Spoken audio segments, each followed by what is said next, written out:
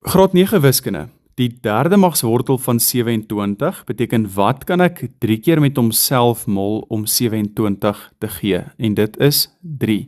3 mol 3 is 9, mol 3 is 27. Vir 8 is dit 2. 2 mol 2 mol 2 gee 8, plus die gewone vierkantswortel van 16 beteken wat mol ek met homself om 16 te gee? En dit is 4. 4 mol 4 is 16. Vir 9 is dit 3, want 3 mol 3 gee 9. Nou kan ons wel sien, ek kan nie die breuke by mekaar tel nie, omdat my noemers verskil. So jy sal onthou, uit die laerskool uit, kry ons 'n KGV van 6, en ek moet my linkerkantste term gaan vermenigvuldig met 3, my noemer sowel as my teller. 3 mol 3 is 9, en 2 mol 3 is 6.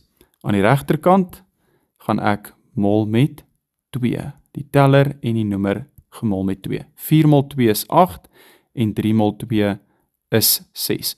Nou is my noemers dieselfde, wat beteken ek kan my breuke se tellers ook by mekaar tel. 9 plus 8 is 17 op 'n noemer van 6 en ons gaan skryf dit as 'n gemengde getal. 6 gaan in 17 in 2 keer, 6 mol 2 is 12, so wat bly oor 5/6.